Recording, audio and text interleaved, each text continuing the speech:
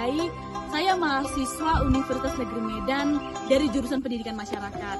Nah, dan kali ini saya sedang menjalani KKN di Kabupaten Samosir, tepatnya di Desa Turupuk Limbong. Pulau Samosir adalah sebuah tempat yang dikenal sebagai kepingan surga karena keindahan alamnya yang memukau. Ada banyak turis dari dalam maupun luar negeri datang untuk menikmati pesona Danau Toba dan warisan budaya unik yang ada di Samosir. Dan saat ini saya berdiri di salah satu tempat wisata di Samosir, yaitu Bukit Holbung. Di vlog kali ini saya akan mengajak kalian mengenal lebih dekat dengan salah satu sosok inspiratif di Samosir, yaitu Mr. L. Seorang pengajar bahasa Inggris yang berinovasi dengan metode pembelajaran kreatif dan edukatif khusus untuk anak-anak. Bahasa Inggris yang diajarkan oleh beliau juga digunakan untuk menyapa para wisatawan sehingga semakin memperkaya pengalaman berkunjung ke Samosir. Sebelum masuk ke sesi wawancara dengan Mr. L, yuk kita lihat dulu beberapa keindahan dan keragaman budaya yang ada di Samosir.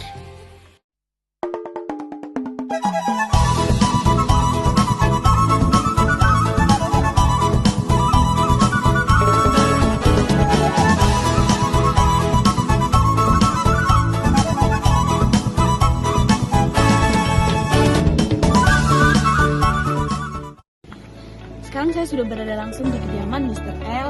Nah, kita mau langsung aja nih tanya-tanya bagaimana sih Mr. L cara mengajarnya, bagaimana supaya anak-anak itu cepat nih penyerapannya, mempraktekannya kepada para wisatawan yang ada di kawasan ini.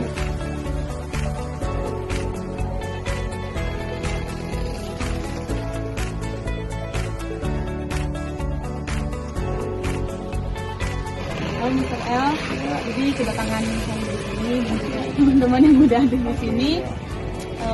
Begini, banyak yang saya dengar ternyata Mr. L mengajar bahasa Inggris. Oh ya, betul. Dan tujuan utama Mr. L mengajar bahasa Inggris kepada anak-anak supaya anak-anak itu bisa menyapa para wisatawan. Korek. Ya. Oke, jadi saya dan kami semua ini ingin mengetahui bagaimana sih cepatnya tanggapan anak-anak tersebut cepat meresapi apa yang Mr. ajarkan. Mungkin ada inovasi sertifikat dalam yang Mr. ajarkan. Oke, Miss siapa tuh? Miss Rifka Jai ya.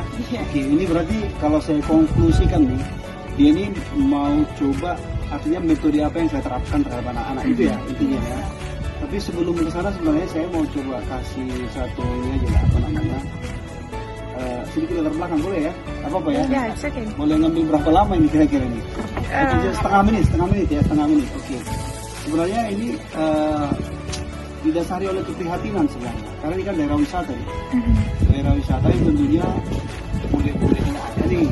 Dan ketika mereka tidak ada yang bisa berkomunikasi dalam bahasa Inggris, itu tentunya jadi presiden buruk terhadap wilayah kita.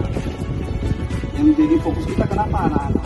Karena anak-anak ini sebenarnya yang menjadi orang-orang yang nantinya akan stay lama di sini. Mereka pergi keluar tentunya dan mereka bisa akan membantu para turis yang akan ke sini. Itu sebenarnya dasarnya. Nah, kalau kita masuk ke tadi pertanyaan Miss Rika tadi apa namanya metode apa? Itu fun aja, dia playing and fun aja. Dalam artian begini, kalau memang si anaknya dia punya keinginan belajar bahasa Inggris, dia pasti tempuh apapun sebenarnya.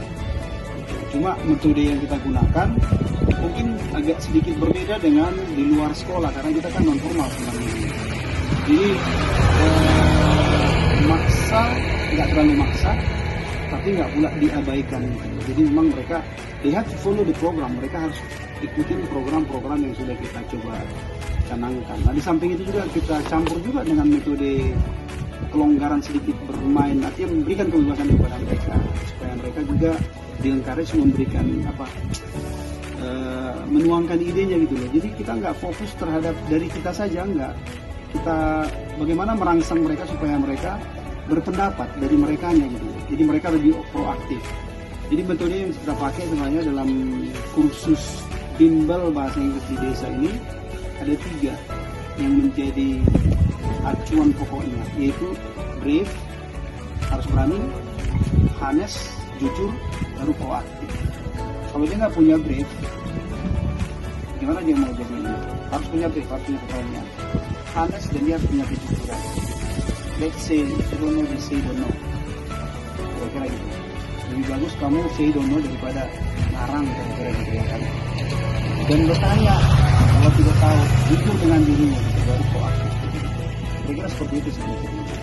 Kalau untuk kreativitas, mungkin saya belum termasuk cukup kreativitas ya. Untuk belajar mengajar masih konvensional gitu. Coba lihat aja di kelas, mungkin nanti suatu saat saya ajak di kelas, itu cuma tradisional aja, papan tulis, ala kadarnya. Gitu sih deh. Can you have something else?